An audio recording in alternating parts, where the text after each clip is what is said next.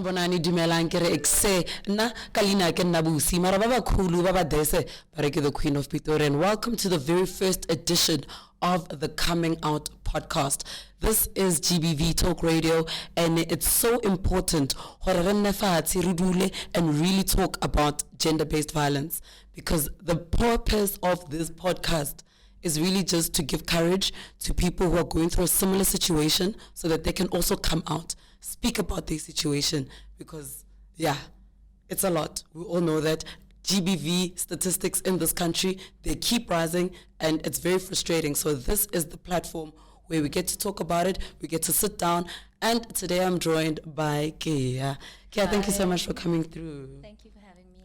All right, so Kea, I'm just gonna jump straight, yeah. But tell us a little bit more. Okay, I understand you're from Soweto, but what was it like to grow up in Soweto? For me, it was pretty okay. Like, I lived a very closed life because Mamaka insisted I must only go out Friday to Sundays because other days were school days. So, yeah, most of the time I only found friends around the age of 12, 13. Okay. Yeah, it's a very quiet neighborhood. Yeah, there's nothing hectic about it. Yeah, to me it's my normal, so I can't say. Okay, cool. And then in terms of your parents raising you, I mean, of course you spoke a little bit about your mom, that you were a little bit closed off. Were they strict? Were they like, hey, to which level or degree did that span? Okay, so I think, well, growing up, I was very close with my mom. I spent most of my time at home, so obviously the one person that I was always with is my mom. And it was sort of like a single parent household, even though my stepdad was there.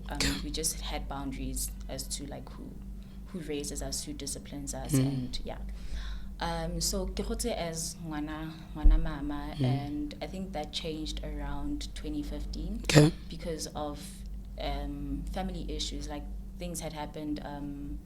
My niece was born that year, and a few family members passed away. My sister also just went missing for some time. But yeah, it was just around the year that the relationship with Mwaka kind of went sideways, and it is also the year that I got raped. Yeah. Now, you said you were not necessarily a person where you chose me. So now take me through a little bit about when you started making friends with people, when you started being social. I went to some birthday party, and that's where I met my best friend. And then, yeah, I pretty much spent most of my time with her. There were other friends that we were friends with, but my time was just with her. I even changed schools just to be with her. Oh, special. Fucked up. So, like, she was my friend. Like, everything that I did, I'd do it with her. If we went to Pick and Pay the other side, like, we'd always be seen together. And we'd even have nap dates. Like, my best friend and I were the ones that came up with nap dates. I'd just go to her and watch her sleep. Didn't matter. And then, yeah, that day, I was, yeah, it was just one of the boys in the neighborhood. I mean, like, I'm a 15-year-old. I had started dating. I'd recently broken up with, like, one of my boyfriends because I wasn't ready to start having sex. And it was, like, obviously around that time. And I was interested in boys, and then there was this one boy from my neighborhood who had the nicest legs ever. Oh, yeah? You didn't know, I still have a thing for legs because now I...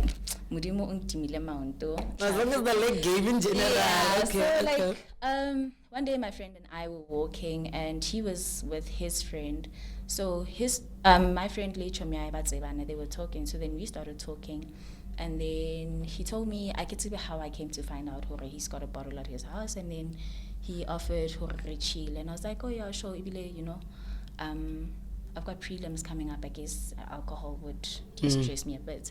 But then also I just want to mention I was experimenting with alcohol, and I decided I'm not going to be a drinker person. I'd even gone to Masters of Rhythm with my friends, where the whole night they were drinking, and I was like the one that was not like it's even again wrong, but I just it was just a thing.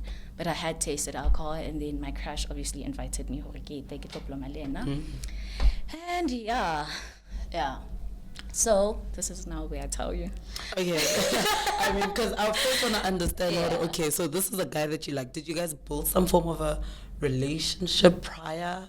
No, that was the first time I had spoken to him, and it was the first time we were chilling together. So if there was a relationship to build, I think that would have been the beginning of it, whether it was a friendship or whatever. All I knew is that I was just chilling with an older boy from Gasi, and I mean, I had chilled with older boys before.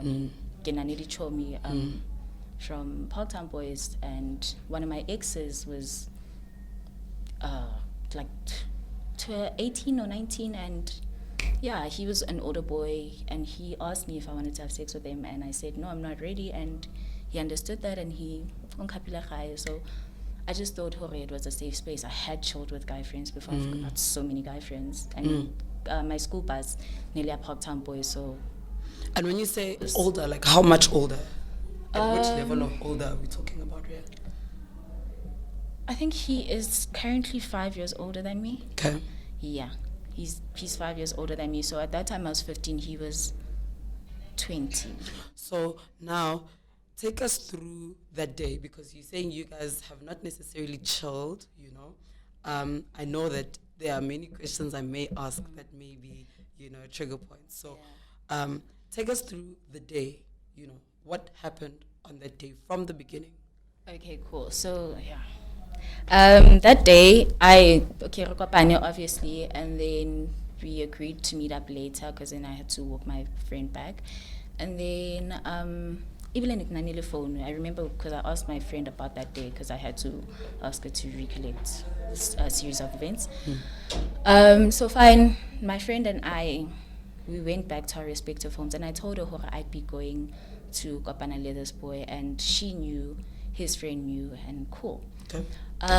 Cool, later on we go up to him and we chill, it's just me and him.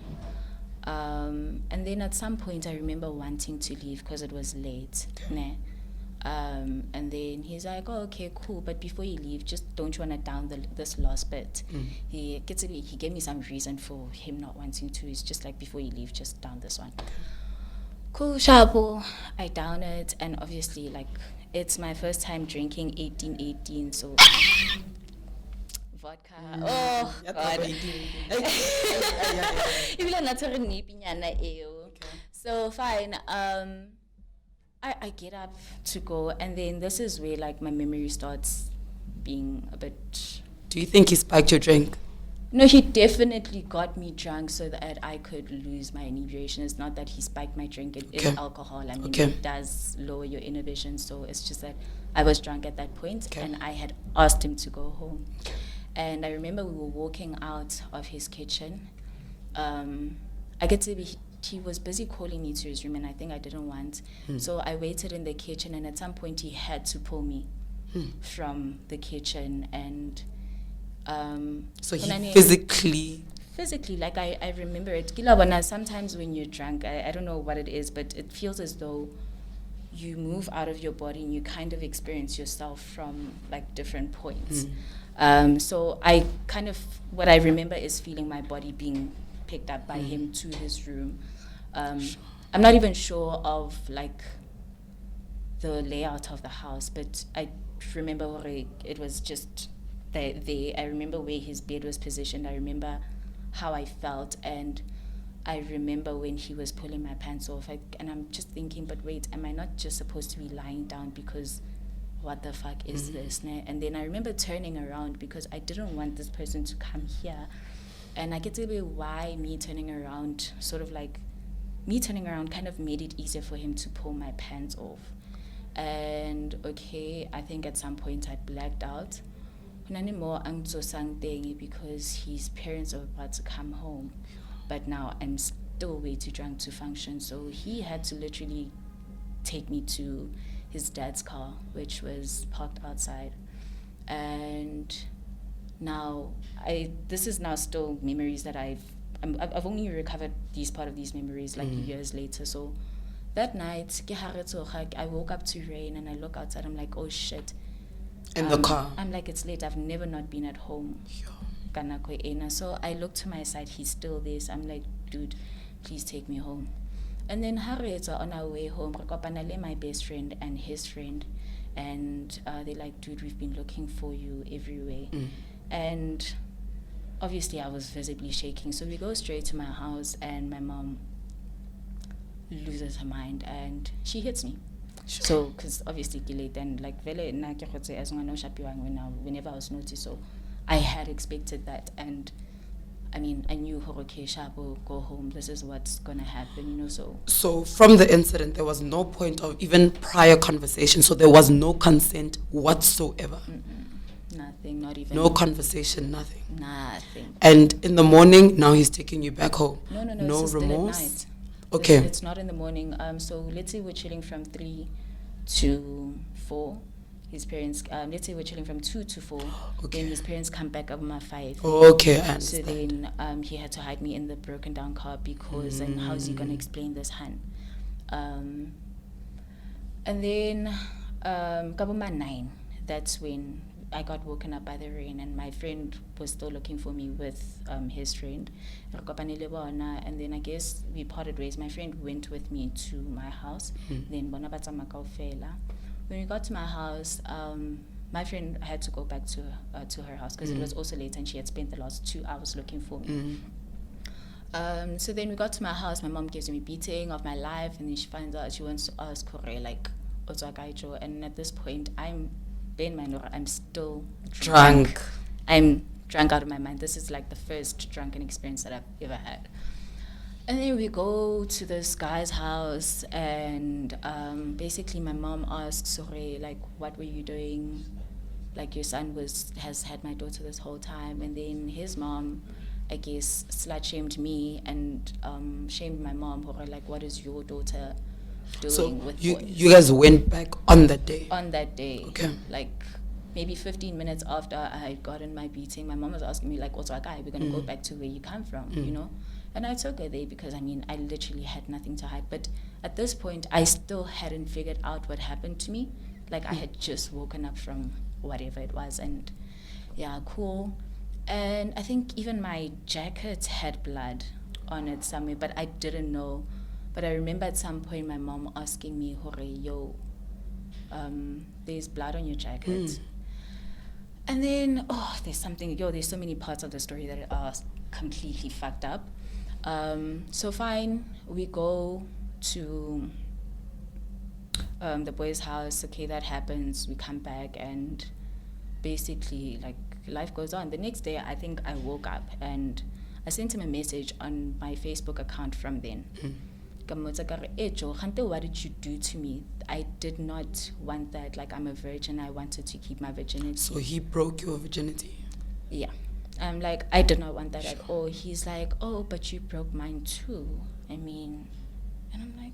And that was his response, like, legit? Yeah. He's like, you did it to me too. And, like, I was hella shocked because I'm like, but I you know... So going forward now, okay, it happened now. You are speaking to him. That is his response, which is a horrendous response. No acknowledgement, no sense of knowing what he just did. How are you now dealing with this? What are you feeling? I'm very angry. Okay. Like, all of the time. Yeah, I don't know. That's all I am, for so many reasons. But I think for the most part, I was angry with myself. Wow. I'm sorry. Yeah. Why yourself, though, you know? Because, I mean, for sure, at this point, you did not inflict in you. It's not you. You know, it's not even about you. He did this. Because the previous year, actually that same year, we went on some school trip to Bosco. And basically, go Bosco, it was this trip that was meant to educate us on HIV and all the dangers of, can I please have water? Yeah. Whew. I'm sorry, do you want us to Yeah, for just a a bit if second? you can. Okay. Is that possible? Yeah, just a little bit. I am so sorry. Yeah. I know. I know. Perfect. So I was angry at myself, or like I said, Bosco. So Bosco, it was this camp in grade 9 that we were taken to kind of educate us on HIV and the dangers of premarital sex and all of that. Like I went to a Catholic school. So at the end of the camp, they did this other thing where it's like we must now make a vow to God. I even signed it, guys. Like, Oh, la signa. postanyana certificate this, however, you know what, I'm going to keep my virginity until marriage for God, you know, until God sends someone my way. Hey, Mara, sharp, I hear, but also, hey, Mara, your school is hectic. Eh? And that particular day, I remember crying. Because I'm like, why am I making promises to God? Like, what if I can't keep this promise? Then one of my friends talked to me. She's like, nah, bruh, just if you don't want to think, then it's fine. Just sign and my case when it does come to that point. And then I signed it, cool, so I want to be a virgin until marriage. Then that whole incident happened, and I blamed myself a lot because I'm like, I went there, I asked for it, and I didn't even like alcohol, but I drank alcohol because, I mean, I wanted to spend time with this boy that I like. So a lot of self-blame went into it. But I decided to, like, kind of let go by ignoring the entire event. So then I decided to... Thank you. So then I decided to reclaim my virginity, and just decided, okay, until I can physically have sex with someone else, I'm just going to pretend that I'm a virgin. And yeah, and then I just became this party girl because I was like, you know what, you drink now, so then might as well. And I think maybe that was also so that I could like not blame the alcohol. Kind of did help to become an alcoholic because I mean, just realize, sorry, you can go out with so many boys and you don't even have to. Would you would you consider yourself an alcoholic at the time? At that time, I was just a kid. Okay. I was now starting to chill with boys. Okay. So I'm sure that, of course, like, you know, and even just to come through, you know, to coming out and speak about this. Thank you. You know, you're giving a lot of courage to young women who are, even all women actually, who are going through the same thing. So that already is just such a big step, and thank you for that. So now, this has happened. Very unfortunate incident. You said that, okay, you start becoming a party girl. What other changes did you now start noticing? I stopped going to church because my relationship with God was fucked. I was angry at him too. I was angry at my mom because she hit me that night. And then after, because of how dirty I was, like maybe it had been a long day, or maybe because of the blood stains, I was angry at her for not kind of like looking deep into that situation. I remember bathing that night because she had this thing, shapa. So like, you know, I was also angry at my mom, but then after speaking to my mom, I had to speak to my mom because I realized that a lot of things have changed for her that year. Okay. So it's just also figuring out, why is it at that point we weren't that close anymore, you know, and when you say things changed for like family, life, what changed? 2015 was a very stressful year for my mom, like, and I think that's also why she dealt with it the way that she dealt with things. But when I sat down with my mom, when I finally told her about it, like 11 years after the incident, she also spoke to me about what she was going on through in that time, and it allowed me to like forgive her. Like she did the best that she could, and at that time it actually helped a lot for her to force me to take me to that boy's house, because now I can't deny that thing ever happening, because that definitely did happen, you know. And it's not so important to me that he goes to jail or whatever. It's just that I spent so much of my life trying to forget it, and I did at some point, only for it to creep up in the nastiest ways. And I think also you get re-traumatized when someone else attempts to rape you. So it's not just that one point. I think I had 2 other rape incidents after that, and then only on the second attempted rape, that's when I kind of acknowledged, no, wait, I'm a bit depressed. Like, even the way that I deal with things is just not okay. I spoke to my mom about it, and then she just asked me to hold on because financially we weren't in a good space. And then, luckily I found weed that year. Okay. So then I was able to sleep. Okay. So it's just a whole lot of me looking back is just trying to figure out which parts of my personality are formed by me trying to mentally avoid the situation. Okay. Take us through the process of was your mom actually, firstly, let me start, was your mom the first person you told? No, I told my best friend. Okay. Yeah. What is the process now to get to that point where you actually tell the first person? It's really hard to say because there's so many first times that you kind of tell someone. I thought that I wasn't talking about it until my best friend said, actually, we did speak about this. And I asked you, why don't you go? And I said that I wasn't ready. Wouldn't you say go as an open a case? Report. She asked me, like, why don't you do something about it? Because a lot of myself, like, I was blaming myself. I didn't. That whole thing of him telling me I took his virginity too, that fucked me up a whole lot. So I told my best friend, and for a long time I didn't remember that conversation, but I think she remained one of my closest best friends because we just had that unspoken connection, and she's always been so patient with me. And then there's another person who I told. I think this is the person I assumed was the first person I told. And the sad thing about that one is... Was this a friend? Was this... Okay. This is now a friend. I think he low-key asked me, like, why am I so hypersexual? And then I say, like, why am I so pro-slut? I don't know what the word he used was back then.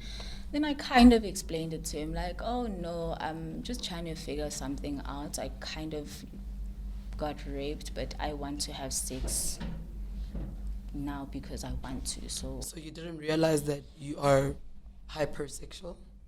No, I didn't, but I mean, at some point you kind of, if I'm always with boys, if me and my one friend are always with boys, like, then, it's just taking too early of an interest in guys. That's also just something to be looked at, and so I mean, I guess at the end of the day, it's about like a gender war type of thing, but... How did talking about it help? Now you've spoken about it, you've told someone. Talking about it helped because then my mind broke. For me to actually come to a point where I spoke about it, I ended up in a hospital. Yeah. So at that point, like I said, I was angry. So there were a lot of things about my anger that didn't make sense. And I'm a good person. I'm kind, like I'm sure one of the most amazing people, but there's this anger inside of me that just doesn't make sense. So then I quit my job, lost so many friends, and then I ended up in hospital because my mind kind of broke, and that kind of forced me to go into my mind and figure out what's real. So talking helps in the sense that the more you repeat a story, the more solid it becomes, the more real it becomes. That way I can sort of stop pretending that this thing that has shaped me so much didn't happen. Okay. Yeah, so I think Yeah, talking helps just to acknowledge. It doesn't fix anything. If you want to talk so that you feel better, no. Talking it like only when you're sitting alone with yourself and you get hit by a vivid dream, like a flashback. Having talked about it with someone will help you kind of stop your mind from helping you, because our mind does this thing where it kind of represses certain memories, and that's literally just it helping us so that we don't. It's like a coping mechanism. Yeah, so just talking kind of helps you acknowledge your problems. Just sometimes saying, oh, okay, that is there, helps it. I mean, it doesn't make it go away, but ignoring it definitely does not help anyone. It doesn't help anyone. And was there any form of counseling that you received? Was there any form of professional help that you sought after? I did. I can remember the first time was when I went to my mom and told her I'm depressed. Couldn't get help then, and then I think in 2018, I called SADHE, and I started the process of getting different counselor numbers, but even just that process was just hard to start on its own. When I ended up in hospital, I was referred to psych, and then there was also another point where I was referred to psych for my addiction problem. So there has been like many points in my life where I could get counseling, but it was like counseling for the symptoms, not for this. So for this, I haven't received counseling, because when I did go open a case and all of that, when I was supposed to have my first counseling session, it was around the time of COVID. And I just want to tell you guys how shitty our government system is. Why do you say that? So imagine I book an appointment with a psychologist, and the psychologist doesn't even take my number, and that organization hasn't even made an attempt to figure out who are the people that were supposed to come to them, or like how we're going to do. So when I went for my first appointment, I was told, oh no, there was a COVID case at that particular branch, so they moved guy. And you try to call them and there's no answer. So yeah. The other time I did counseling, it was in group therapy. And then I also had a friend who counseled me, but this was before I went crazy, and he deals with anxiety and depression, but obviously not my brand of anxiety and depression. So like, it's not as simple as just counseling. I think the one thing that has helped me more than anything is research. Like even now, I'm still looking for counseling. But I mean, what are you researching? What is it that you're specifically searching or looking for? In terms of the counseling, or in terms of the counseling, I'm looking for. I need someone who deals with psychiatry and trauma, because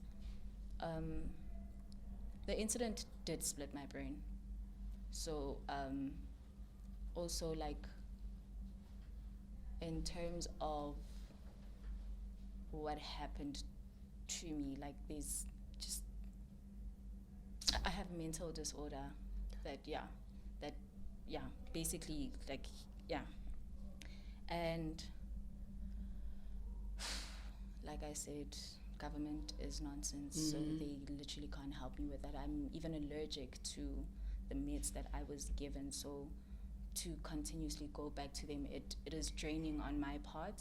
So the only thing that has helped me is to look into psychology. I found a site that has survivors, all types of survivors, and doctors that deal with this type of thing. So I think having found that site, it kind of helped me, because then I was able to look at my pain from someone else's viewpoint, you know. So I could like sort of like remove myself from that and just look at it for what it is, and then I was able to see her, oh shit, yeah, maybe you became this person because you keep ignoring that thing. And I think my research has only, it's just really helping me narrow down what type of psychiatrist I want. And I did find one, but yeah. It's Press tricky. Sabona. Yeah, it's tricky. It's tricky. So And it's a real thing. You know? Yeah. It's a real thing. And there's no way that you should be in any way blaming yourself, you know, because at the end of the day, I do feel that there should be some form of a core problem that we should be dealing with. You know, it's always like, okay, but how are we going to, yes, we should help survivors, definitely. But are we also helping perpetrators? Because there's something wrong. There's something wrong there, you know. Do you think perpetrators can be rehabilitated? I don't know about rehabilitating them, but I think if we can get to a place where they can find a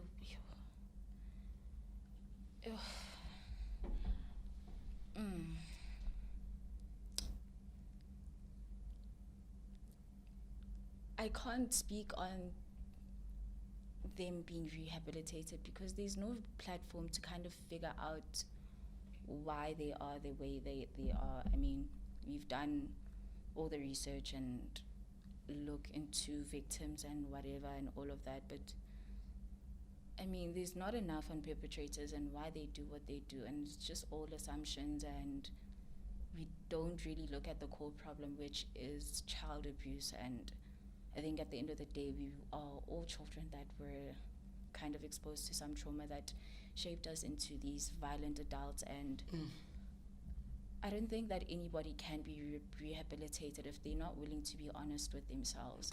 And I guess, like, for some people it's going to be harder. I mean, what if the thing that makes you violent is just like a glitch in your brain? Then what? But there's no way where we can figure out what to do or how to stop people from raping people until we talk to people that rape people. And not saying provide a safe space for them. It's just like,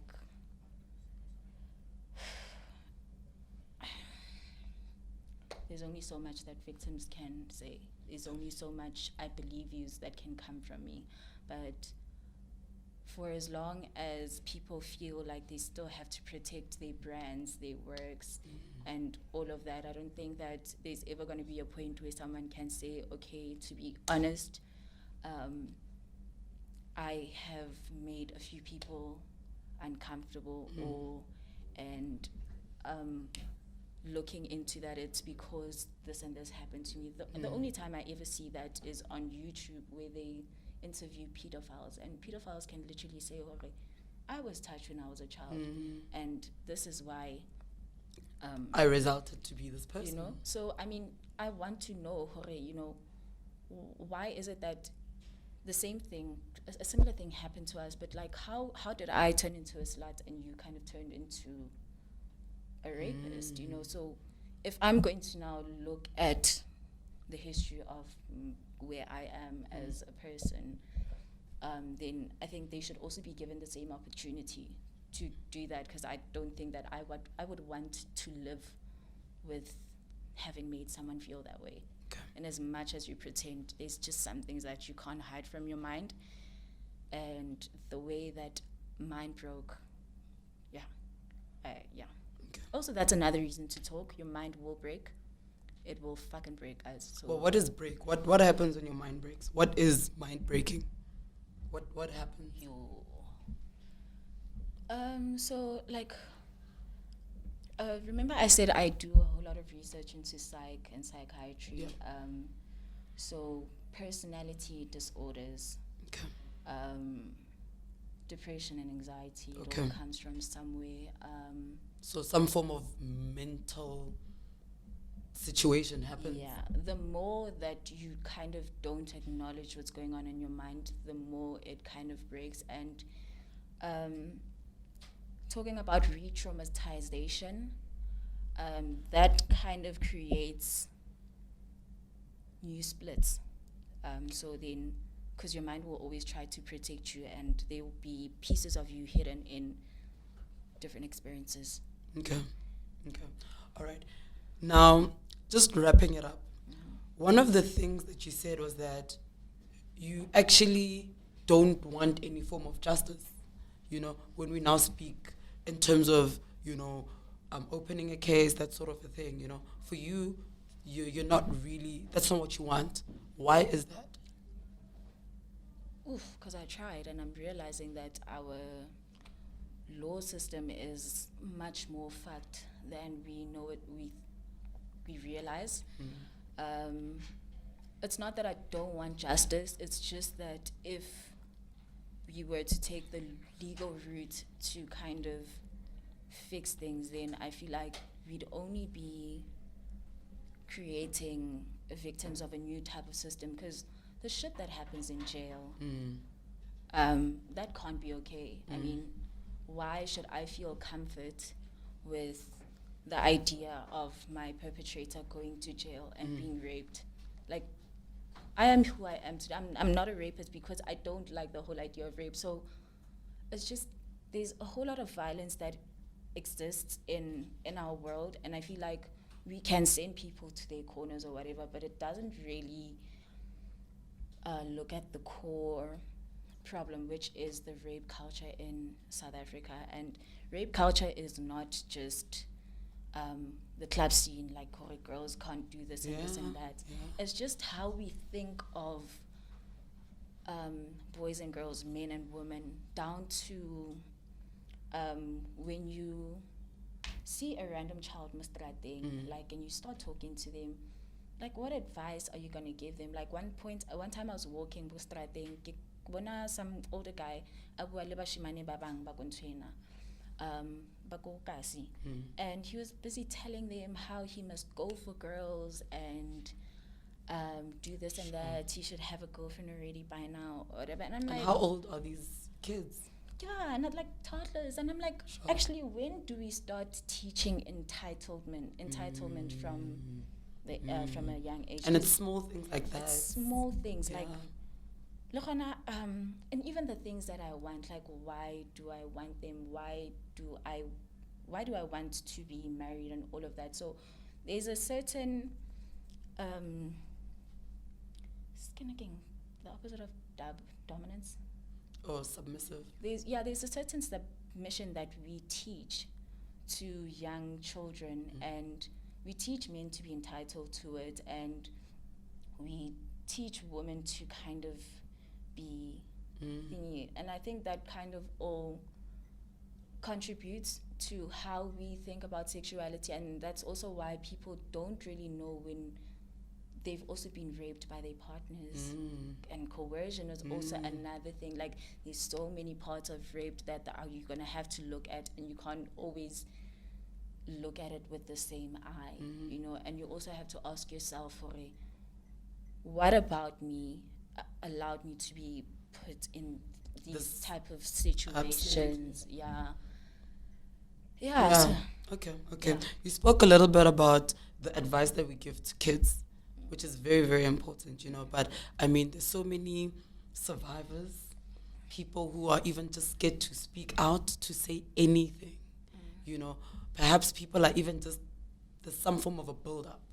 What advice would you give them? Acknowledge your pain. Acknowledge what you're going through.